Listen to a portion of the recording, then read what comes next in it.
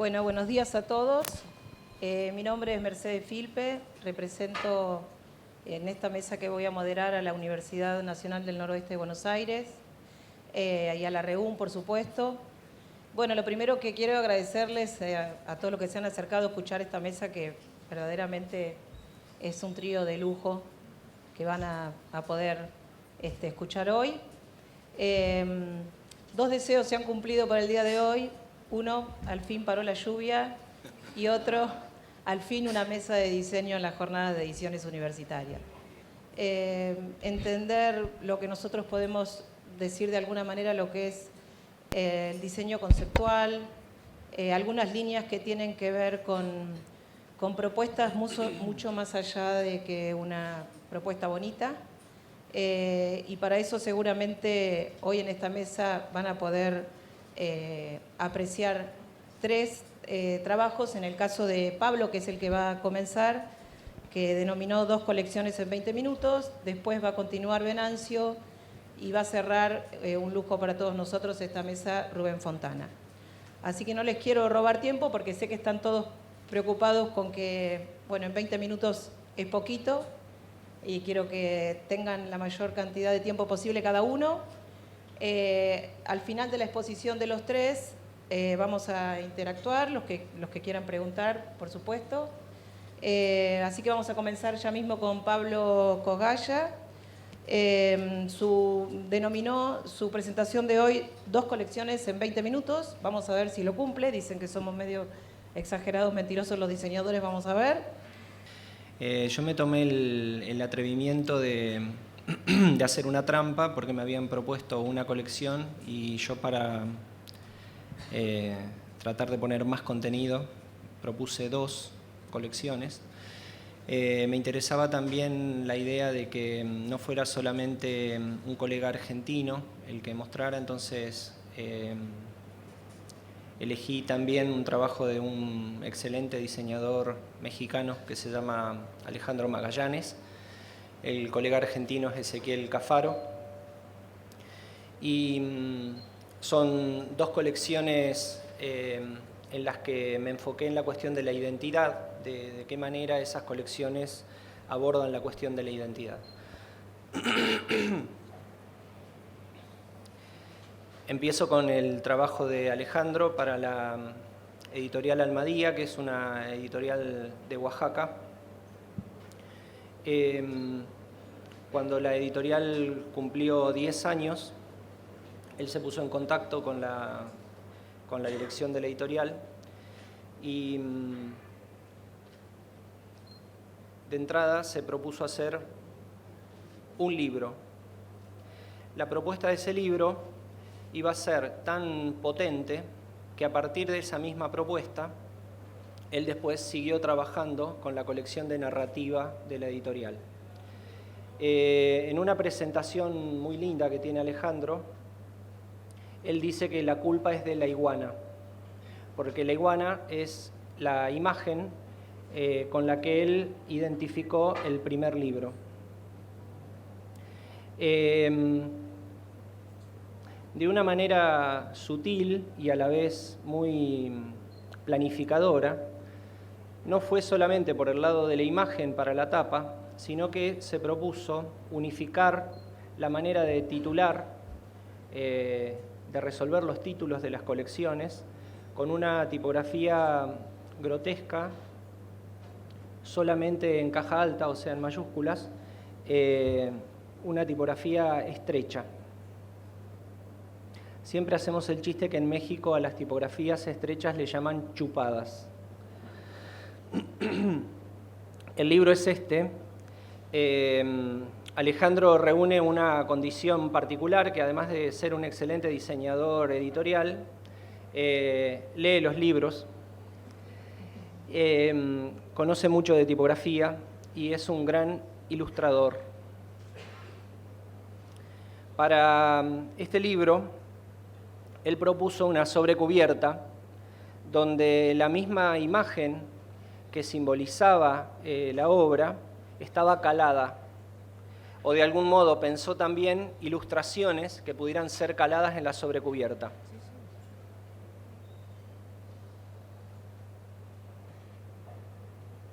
Es una propuesta muy simple que parece que siempre debiera haber sido de ese modo, ¿no?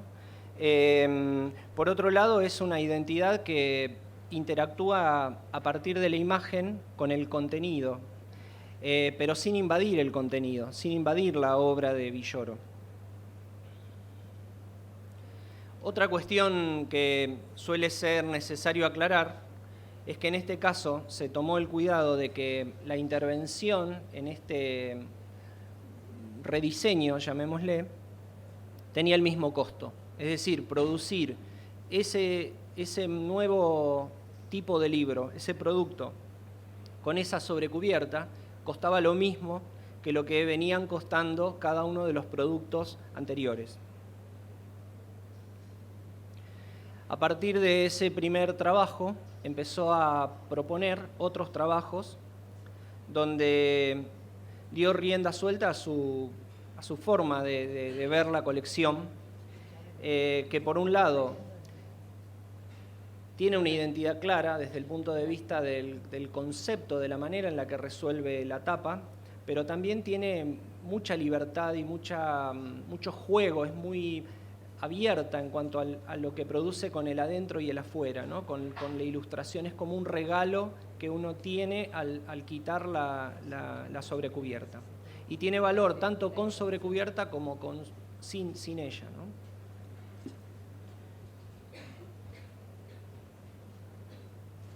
Por una cuestión de fidelidad a los 20 minutos, no traje variaciones que tiene esta colección, porque después de esta primera propuesta, el juego de sobrecubierta con cubierta tomó otro vuelo, ¿no? Y le permitió desplegar otras variantes. Sin embargo, me parece que se entiende la idea de cómo un mismo producto puede tener dos envases, los dos son fieles, y por otro lado funciona como un impulso renovador para la propia editorial. Se trata también de una propuesta resuelta con pocas tintas, con recursos muy accesibles. No es una cosa de sobreproducción, es una cuestión más que nada conceptual. El segundo trabajo es una colección relativamente nueva. Ya tiene, creo que 2 años. Es un relanzamiento de la obra completa de Arturo Jaureche, diseñado por Ezequiel Cafaro para Ediciones Corregidor.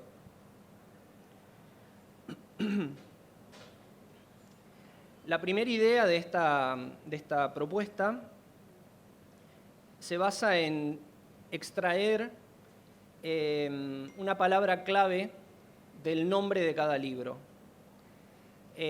Un poco poniendo el oído de cómo la gente pide el libro en la librería. Hacha y tiza, no dicen el nombre entero, medio pelo, ¿no? Entonces, esa complicidad hace que, de algún modo, el libro ya se llama como la gente lo va a llamar, aunque el nombre de la obra no sea exactamente ese. Hay una propuesta tipográfica que juega con tipografías variadas, como uno puede decir, bueno, si en lugar de usar tantas tipografías usara una sola, no sería el mismo efecto, ¿no? De diversidad. Como si fuera un logotipo, están trabajadas. Cada palabra está ajustada para que funcione como una especie de marca, como una especie de señal. Tiene una propuesta cromática que le da, entiendo, una impronta muy contemporánea. Tiene que ver con un momento político también, que es el contexto de este relanzamiento, que se dirige a un público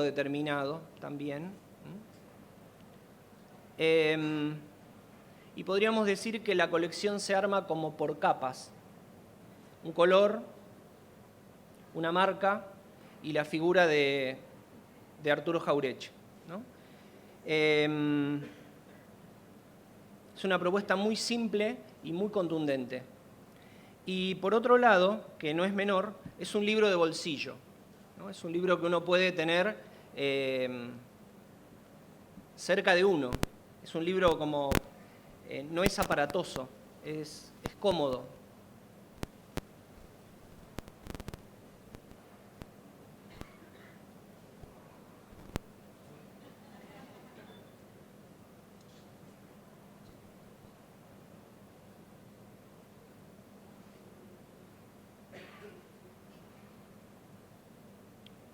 Este sería el resumen. Muchas gracias.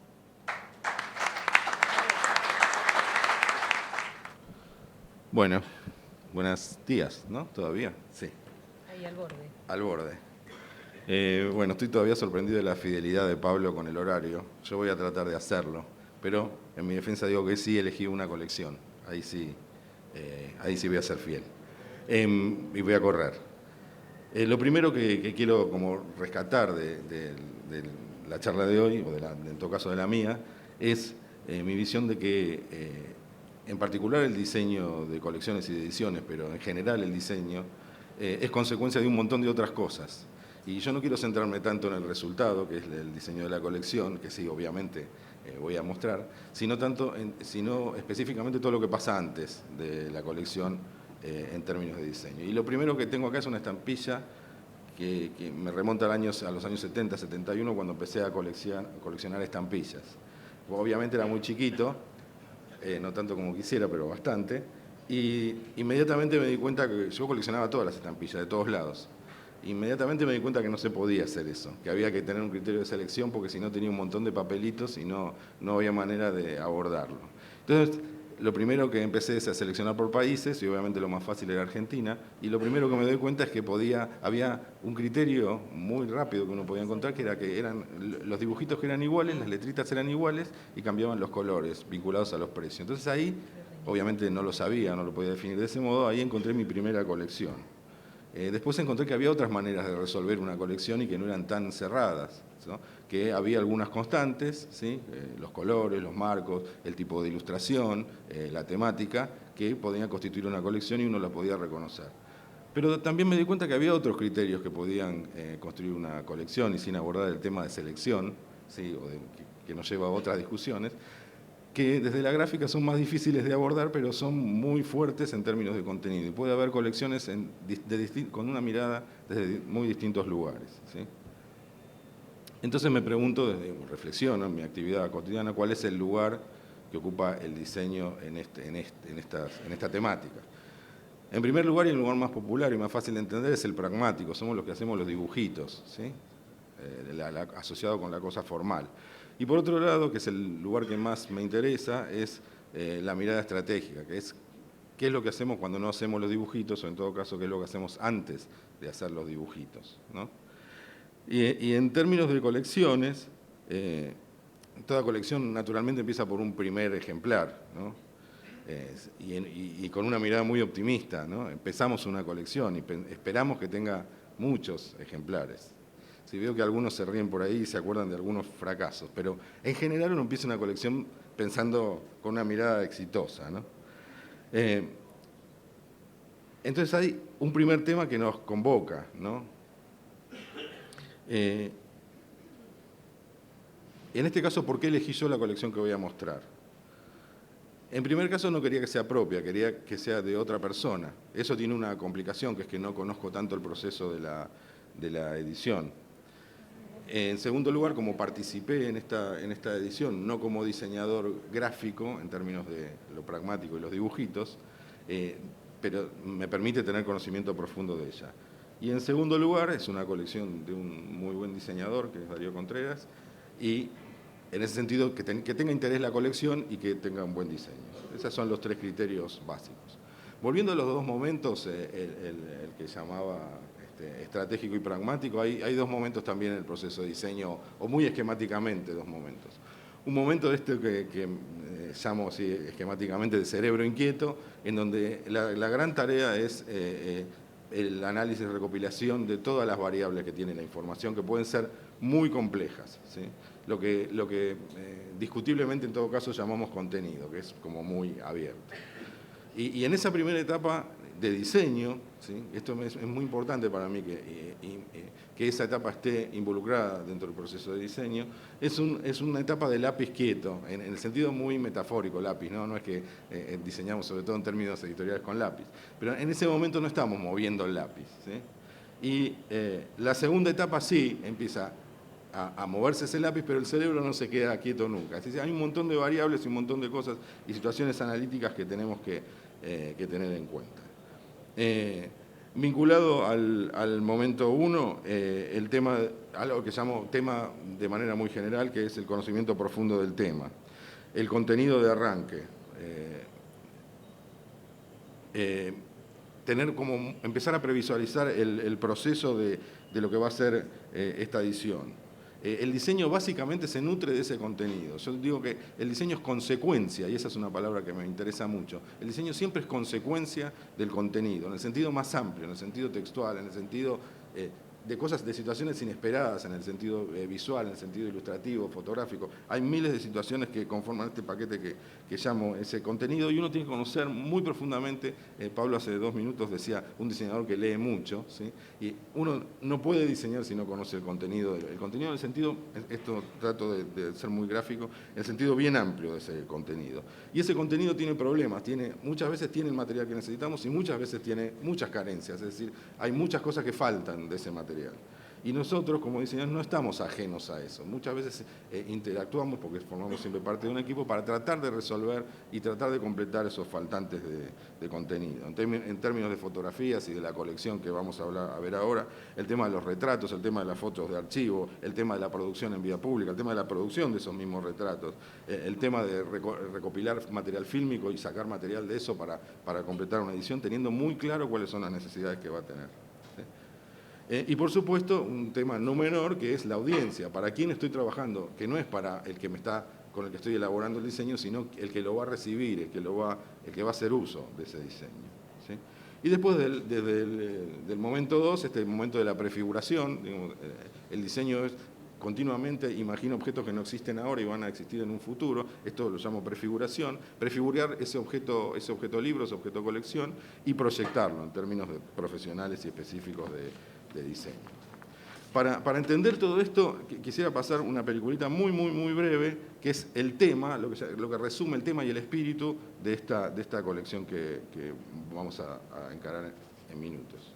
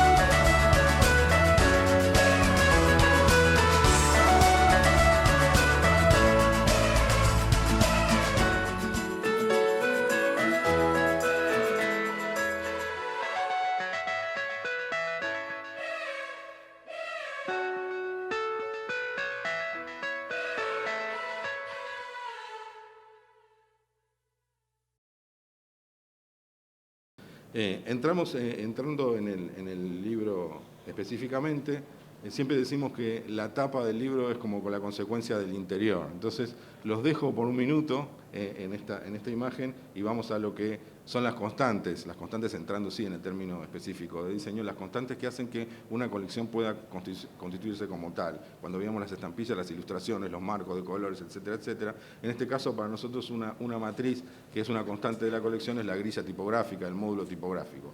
Esto va a permanecer constante, el formato, ¿sí? hay una cantidad de situaciones, ¿no? que queremos, la familia tipográfica principal, el modelo de encuadernación, el tipo de papel, la secuencia que tienen las páginas, los índices, las portadas, una cantidad de situaciones que se mantienen constantes y otras que naturalmente van a ser diferentes. Una de las situaciones es el uso de la tinta plata. Esto lo que estamos viendo son las guardas de la edición. Entonces voy a hacer un recorrido rápido por la edición. Este libro se llama 7 murales y recopila la obra de, es lo que veíamos en el video, de un montón de artistas urbanos, ¿sí? Que es un poco diferente en su comprensión que lo que es el graffiti, que son unos personajes bastante particulares, que tienen como bueno, se vio recién en la foto, que son personajes bastante particulares, pero tienen un modelo de trabajo. Yo siento que es como una antigua hermandad o comunidad medieval, trabajan como de una manera muy gregaria, individualmente, en equipos, van constituyendo grupos de trabajo y además trabajan sobre muros que están como descascarados y van aprovechando estas capas, y entonces con este sentido arranca el libro, un poco recopilando esta situación de capas, recopilando esta situación de grupo, y entonces arrancamos con una materialidad particular que es el papel transparente, el papel calco, en donde aparecen todos los personajes, algunos de ellos, como se ve en este caso, juegan mucho, hay un tema de la clandestinidad muy fuerte en esta actividad, porque los corren de todos lados a los artistas callejeros, o en todo el mundo los corren de todos lados, acá no. Entonces algunos de ellos no quieren dar la cara y entonces hay decisiones editoriales respecto a cómo hacemos la foto cuando uno se niega y otros no. Hay, bueno, situaciones que aceptamos de diferencias. Asignamos un color a cada uno en términos de identidad. Algunos trabajan en equipo, ¿sí? Y entonces son indisolubles o se sienten así, y entonces las fotos están entrelazadas. Quiero decir, hay que conocer, todo esto surge del contenido, hay un montón de historia que uno tiene que conocer para poder manifestarlo de un modo gráfico y visual, desde la elección del material hasta la forma en que aparecen las imágenes. ¿Sí? Y además tratar de rescatar cada una de las identidades, no solo por la croma, sino por la foto que cada uno hace, el retrato de cada uno de ellos. Respetamos mucho eso en la producción, de la cual también participamos. Y de nuevo arranca el libro más, el libro convencional, ¿no? Ya dejamos el papel calco, pero no abandonamos la tinta plata, que va a ser una constante de las colecciones. Un modelo índice muy fuerte, muy relevante en la edición, con una presencia tipográfica a partir de los números, también jugando un poco con esta cosa de la identidad, que solamente usamos estos números de esta familia para esta página especial, en donde bueno, se describe un poco, retomando esta situación de identidad de cada uno de ellos. Las páginas generales de introducción, en donde aparece un poco la idea del recorrido y el proceso, ¿sí? Fíjense que también hay un plano plata que está por detrás de la impresión de las fotos. Esta cosa del plata le va dando como un aire de identidad. Las fotos en blanco y negro también trabajan con plata, ¿sí? Y después empiezan la presentación de cada uno de ellos, en este caso esta pareja que trabaja como equipo, aperturas con fondos negros, el color de la fotografía, el color vuelve a aparecer en la tipografía y en el retrato, ¿sí? Situaciones de dobles páginas muy fotográficas, a corte, vamos a ver que aparecen situaciones donde no están a corte sino que van en caja, situaciones regulares que aparecen, que nosotros tenemos que contar dónde están los murales para aquel que quiere ir a tener la experiencia real, humana, de ponerse frente a la pared. Situaciones muy climáticas, la calle es muy importante para este libro, el vínculo de los artistas en la calle, que es su lugar de trabajo y desarrollo. Entonces la calle aparece, está traída y son producciones especiales que se hicieron para tratar de tener ese clima. Esto es en Barracas, cosa que no es menor, digamos, un barrio que tiene como muchas particularidades, ¿sí? El vínculo con los vecinos, el vecino está muy fuerte en toda la obra esta en particular, ¿sí? El desarrollo a partir de esto son capturas de video, ¿sí? De cómo hacer porque esto al inicio no era, la producción del material no era pensada para un libro, pero entonces después había que tener ese material y de dónde lo sacamos. Bueno, todo ese tipo de situaciones y de discusiones de contenido, ¿sí? Recorro un poco, es un poco lo mismo para mostrar. Bueno, este es un mural que tiene casi 400 metros de extensión, porque ocupa una manzana, digamos, todo alrededor de un edificio, que es el edificio de la compañía, ¿sí? Hay situaciones de desplegable porque hay imágenes que lo requieren. Esto es un tema muy importante. La escala, son murales, son muy grandes, entonces la escala en algún lugar requería estos desplegables que vamos a tomar en otras partes de la colección. Situaciones donde hay muy poco material. Este mural, teníamos muy poco material fotográfico relevante, entonces Darío, el diseñador, decidió tomar la croma del mural y armar como un juego gráfico que de alguna manera compensa y le agrega valor al contenido de ese capítulo, de ese mural de Mila y Hamada. Este otro colectivo, 3 personas trabajando juntos. Bueno, un poco mostrar cómo es la secuencia de las imágenes y la identidad que tiene, básicamente para pasar al próximo libro y ver cómo esto se rescata. Esta es la tapa, todos los libros tienen el mismo formato, decía, mismo acabado entelado, el grabado, el puño en tapa del editor, digamos, de la colección, y después una particularidad que tiene es que con este libro pensamos una colección de 7 libros. ¿De qué manera? Le pedimos a cada artista que hiciera una obra especialmente para hacer la tapa y de alguna manera personalizarlo, como una especie de regalo a cada uno de los artistas que participó de la producción de esto, ¿no? Y del regalo que le hizo a la ciudad. Y entonces le dimos una maqueta de cómo debía, para que ubicara las proporciones y supiera dónde iban a caer las cosas en la obra. Esta es la maqueta que le dimos, esta es la obra de Mila y Sosen, con todas las indicaciones, y esta es la obra que, a partir de un plegado, funciona como sobrecubierta de cada obra, de modo que de este libro solamente, que son 13 artistas, pero 7 obras, tenemos el mismo contenido, pero 7 variables, llamémosle, de libro. Brevemente, la puesta en página a partir de la grilla, de unas páginas que ya vimos, ¿sí? Y acá entramos en otra obra, y lo puse exprofeso ahí porque es la misma grilla, ¿sí? Y este es un artista plástico, se llama Martín Palotini, también El Plata, es una obra que, además El Plata le viene muy bien porque trabaja mucho con grafito y lápiz, ¿sí? El índice de la obra de Martín Palotini, ¿sí? Que fíjense que si bien hay un cambio tipográfico en términos de las familias tipográficas, el tema de la escala, el uso del plata y el color naranja emparenta una obra con la otra. Una doble página, fondo plata, plata para las dobles. Misma colección, mismo formato, distinta temática, pero respira el mismo aire de familia. Los desplegables, que hablaba antes, hay otros desplegables cuadríticos también. Perciben la referencia visual y estructural de esta página con las páginas del otro de los murales, ¿verdad? Temática muy diferente, un artista que trabaja en su estudio, ¿sí? Y este es un tercer libro, parte de la colección, este es parte del diseño que se está haciendo ahora, que corresponde a un libro de fotografías de los empleados de la compañía, un concurso que se hace desde hace 10 años, y entonces se diseña un libro específico para eso. El material es el mismo, vuelvo a usar la misma grilla y le estoy mostrando la misma estructura, páginas de apertura, blanco y negro, situaciones distintas, páginas de recorrido, de proceso, recortadas, donde la grilla se hace más evidente. Misma identidad. ¿Sí? Acá hay una máquina, podría haber la calle en Barracas, ¿sí? La misma colección. Doble página, la misma, podríamos haberla visto en la de los murales. Bueno, y acá empiezan a jugar otras situaciones que tienen que ver con el contenido en particular, formatos distintos y proporciones distintas de fotos que la grilla contempla. Fotos muy horizontales, verticales, la referencia de la obra, imágenes plenas. Los personajes que ganaron muchas cosas a lo largo de esos 10 años, relevantes en el libro, de nuevo, blanco y negro. Acá estamos trabajando con la tipografía corporativa, que es helvética, de la compañía. El tema de aperturas, textos grandes, ¿sí? Fondos negros. La misma que vimos antes sin grilla, la misma sin grilla. Gracias.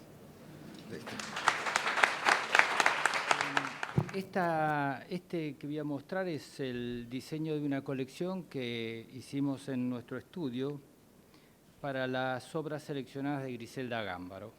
Griselda Gámbaro, creo que la deben conocer, es seguramente la dramaturga más trascendente que tiene nuestro país.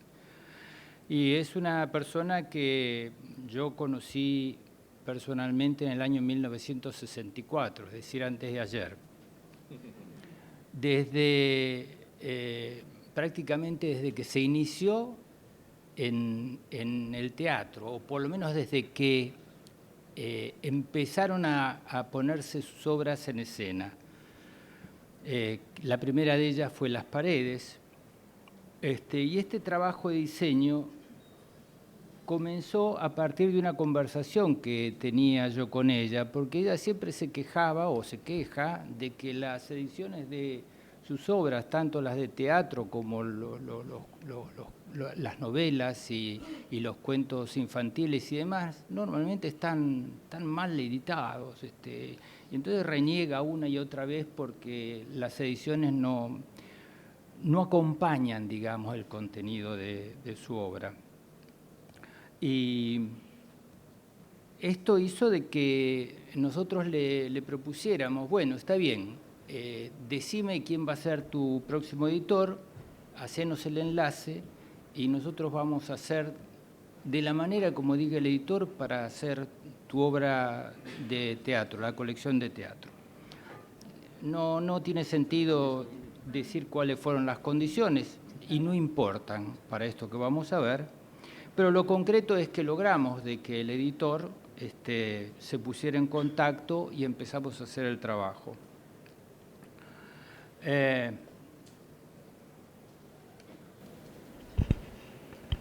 Hubo un formato dado, hubo la condición de que debía ser una edición económica y teníamos conciencia de que seguramente iba a ser una edición de unas 2.000 páginas. Es decir, que eso ya daba que como cifra máxima para cada volumen, para poder encuadernarlo de una manera estándar, debían ser más o menos 500 páginas por volumen. La primera idea de la colección le surgió a Salma, que es mi socia, trabajamos con ella hace 25 años, y ella dijo, lo que tenemos que lograr es que la colección de Griselda se reconozca en la biblioteca. Ese fue el primer detalle. Y entonces eso dio como el puntapié inicial a la búsqueda del trabajo. Nos parecía que el tema de poder identificar esa G y el número romano que correspondía a cada volumen le iba a dar una particularidad muy legible en la biblioteca. Esta idea, de alguna manera, entonces generó los siguientes enlaces. Nos pusimos a diseñar una tipografía para la tapa y la contratapa y para los números romanos, a partir del nombre de la autora, y generamos esta propuesta de tapas. Es decir, en la tapa siempre iba a aparecer el apellido, cada uno de los tomos según el momento en que haya, según el momento que expresaba las obras, tenía un color, y en la contratapa tenía el nombre de la autora, Griselda. Esto funcionaba de esta manera, este era el relato original que habíamos propuesto. Es interesante porque se hicieron 2 ediciones de la misma colección. Una que realizó la CONAVIP para donar a todas las bibliotecas nacionales, es decir, que esta colección está en todas las bibliotecas del país, que me parece un gesto genial de las autoridades del momento. Y una segunda, que bueno, no tenía estos logotipos al pie, que era la que iba a hacer la editorial por cuenta propia. No me acuerdo el tiraje cuál fue. A partir de esto, nosotros nos pusimos a diseñar la colección. Nos propusimos desarrollar una grilla especial, porque un libro de teatro no se maneja con las estructuras tradicionales. La página de teatro tiene distintos componentes. La primera cosa que tiene es que están los personajes jugando como apertura del texto. Luego, en el texto hay una mezcla de situaciones que tiene que ver con que se describen las escenas, se describen la actitud de los personajes, y después está el bocadillo de cada personaje. Es decir, es una situación que tiene cierta complejidad, no es un libro de inmersión tradicional. Lo que decidimos es elegir 2 tipografías que conocíamos mucho por haberlas diseñado. Una de ellas es la Andralis, que es la que lleva el peso del texto, y la Chaco en estas dos versiones que les estoy mostrando ahora para contar el nombre de los personajes. Es decir, la Chaco va para el nombre, la Andralis va para el texto. Y determinamos esa forma de uso que están viendo ustedes acá, que es que la Chaco, bueno, va contando, como les decía, a la izquierda, cómo es que se comportan, cómo es que se nombran los personajes, y después ya ven más o menos cómo funciona la Andralis. La puesta en escena parte de esta portadilla, y la portada repite el gag ese que les mostré de la tapa para dar paso a lo que sería ya el comienzo del libro. Como son 4 volúmenes, la biografía obviamente es la misma, porque la autora no cambia en los 4 tomos. Pero lo que se nos ocurrió es sugerirles que las fotos sí tuvieran relación con el momento en que ella había escrito las obras. Entonces, la primera es Griselda joven, diría que casi tan joven como cuando la conocí. Luego, cuando ya tenía su primera hija y estaba por tener a Lucas. Luego, en una edad un poquitito más avanzada, y Griselda ya contemporánea. Esta situación, lo que entendíamos nosotros, nos iba dando un poco el paso del tiempo y también cómo el tiempo había actuado sobre el personaje, ¿no?, que se describía. Hubo una segunda cosa que la autora aceptó de buen grado de las sugerencias que les dimos desde el diseño, y es que los prólogos también fueran variados, es decir, de que cada tomo tuviera un prólogo diferente. Y en ese sentido se eligió a Cristina Vanegas, a Nelly Knight, a Patricia Zángano y a Silvio Lang para que escribieran cada uno de ellos un prólogo. La puesta en página tipo es esta que les voy a mostrar en 3 secuencias muy rápidamente, que es que cada obra comienza de esta manera: una página en blanco, la de la derecha con el nombre de la obra, inmediatamente viene el día y la fecha en que se estrenó, el lugar, los personajes y quienes intervinieron para la exhibición de la obra. Luego venían estas 2 páginas de imágenes, una especie de resumen brutal de qué es lo que había acontecido con la obra, en este caso es Las paredes, la primera obra, y luego sí ya venían las páginas con el texto de la obra. Es decir, que este era el comienzo y seguían la cantidad de páginas como esta que les estoy mostrando, de la manera más clara posible y más simple posible para dar paso a la obra siguiente. El tema es que estos blancos que habíamos proyectado tenían que ver con que un libro de estas características puede ser un tanto pesado, ¿no?, en la reiteración. Cada 10 o 12 o 15 páginas se vuelve a reiterar el mismo mecanismo, es decir, que los descansos los considerábamos fundamentales nosotros. Por eso la mecánica esta que habíamos desarrollado. Bueno, el sistema corre igual, viene El campo, que es la tercera obra que estrenó ella. Creo que esta la estrenó en el Ya, si no me equivoco. Sí. Y el mecanismo es la misma, es el mismo. Fíjense lo que era el elenco, ¿no? Lautaro Murúa, no leo, ¿cómo es? Inda Ledesma y Ulises Dumont. Es decir, es una barbaridad lo que se había congregado para estrenar El campo, que es una de las obras que más éxito había tenido. Y bueno, la cosa sigue de la misma manera, y aquí ya termina la propuesta, digamos. Yo podría terminar esta charla acá, pero me voy a tomar unos minutitos para contarles una anécdota. Cuando el editor dio la propuesta completa, le pareció que el tema de los colores de la tapa no eran suficientemente marketineros. Y entonces nos propuso de que los colores fueran más de este tipo. Esto hubo que pelearlo porque eran un poco más estridentes los que él pretendía.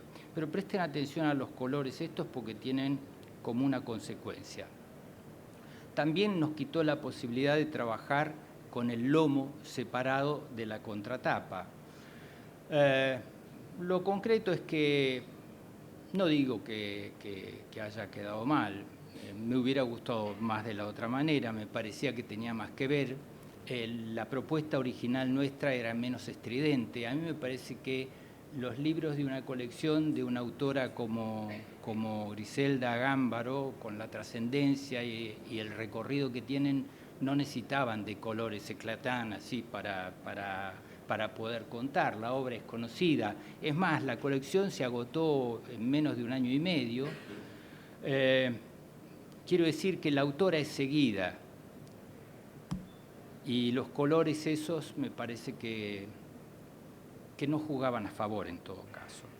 Pero pasan estos accidentes de la vida y es que en noviembre de 2015 a mí me invitan a dar una conferencia en la Feria del Libro de Guadalajara, que es una feria importante, robusta la Feria de Guadalajara, ¿no? Y bueno, habíamos ido con Salma a dar esta conferencia y resulta ser de que obviamente aprovechamos para recorrer las salas y ver las exposiciones de los distintos países, qué bien están trabajando en Alemania. No tiene nada que ver con lo que uno sospecha de los alemanes, realmente están lanzados y a mí ese tipo de cosas me entusiasma. Qué bien trabajan los suizos en este momento, también nada que ver con la idea que tenemos de cómo desarrollan la gráfica suiza. Hay realmente propuestas, que es lo que yo siento que le está faltando al libro. Si uno hace una comparación entre lo que ha pasado con el desarrollo de los libros y, por ejemplo, el desarrollo de los periódicos han dado un salto fenomenal. No estoy hablando de los contenidos, estoy hablando de la forma. También en los contenidos han dado un salto fenomenal. Pero los periódicos han avanzado muchísimo en la manera de comunicar, mientras que el libro prácticamente sigue parado como hace 400 años, por no exagerar. A mí me parece que ahí hay una carencia, no sé de quién, pero me parece que hay una carencia. Y yo sentía que en estos dos stands que les comentaba, de Alemania y de Suiza, había una propuesta diferente. Hay como un interés de mover el libro de otra manera. Y andando por ahí, por la feria, pasamos por el stand argentino, obviamente, para ver qué es. Y el stand era realmente grande, un stand grande, pero lucía medio vacío. No había mucha gente. Y en una de las estantes me encuentro con esto. Imagínense la sorpresa. A la derecha está el libro de Gámbaro, pero hay 3 libros a la izquierda de Roberto Cosa. Roberto Cosa también no hace falta que les diga la importancia que tiene como autor de teatro. Fíjense que aquí el que haya hecho esto está reiterando prácticamente los colores de las tapas que habían elegido para Gámbaro. Quiere decir que había una idea fija por ahí, ya antes, ¿no? A la izquierda van a ver lo que pasa con las páginas de Cosa y a la derecha lo que habíamos propuesto con las páginas de Gámbaro. Evidentemente, la persona que desarrolló las páginas de Cosa no supo cómo diseñar la tipografía para el nombre y entonces hizo algo parecido. Bodoni, sé igual, ¿verdad? Y además tampoco le preocupó que Cosa tenía 5 letras y Gámbaro tenía 7 letras. Y después en la contratapa, no solamente nos había impuesto el azul S a nosotros, sino que se mandó nomás con el rojo. Para Cosa, pobre Roberto Cosa, un tipo que yo admiro mucho por su obra y por su actitud, ¿no? A mí me parece que esto es una cuestión de falta de cultura. ¿Qué quieren que les diga? Lo digo así porque me pesa, ¿no? Después, ni hablar de lo que hace con la tipografía. Todos aquellos que saben más o menos del tema se dan cuenta cómo están diseñadas estas letras y además cómo están espaciadas. No sé. Fíjense lo que pasa con la página de texto, porque cuando uno copia, la habilidad del que copia es copiar bien. Y se nota enseguida cuando no copian bien. Normalmente se copia muy mal, porque se copia la figurita, pero no se copia la densidad de la cosa del que había hecho el trabajo, ¿no?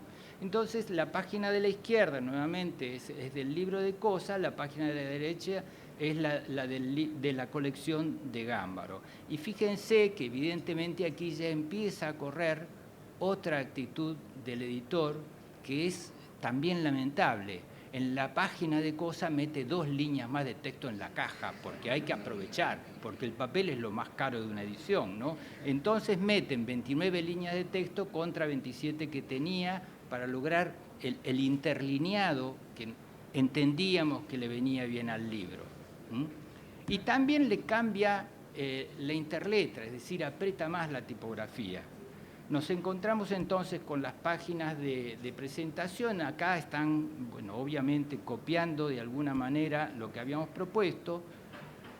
Y cuando llegamos a las páginas de la obra propiamente dicha, nos dimos cuenta de que esta gente no pudo conseguir la Chaco. Entonces puso alguna otra tipografía, pero sí pudo piratear la Andralis. Y sí la usó. Aunque la usa mal, usó la Andralis. Este vendría a ser el resultado de la cosa. Aquí podríamos terminar diciendo que aunque la copia partió de un diseño elaborado, no tuvieron la cultura para copiar bien. Es una obra que imita otra, pero que no logra el nivel. Lamentablemente, para nosotros, el editor dejó el nombre nuestro como si fuéramos los diseñadores. Y yo no me siento, aunque haya hecho la estructura, no me siento diseñador de ese libro. Obviamente no nos consultó en ningún momento. La sorpresa fue en Guadalajara, no estoy improvisando en ese sentido. La mezquindad puede confundirse con la ignorancia, pero aceptemos que en el medio está la inteligencia, que podría disimular ambas carencias. El autor necesita una puesta en página que facilite la lectura. El diseño es responsable de la calidad de esa puesta en página, que está obligada a beneficiar al texto. El editor debe poder dialogar con el autor y con el diseñador. Solo en equipo se puede mejorar la mediocridad, pero debe haber inteligencia y predisposición. Muchísimas gracias.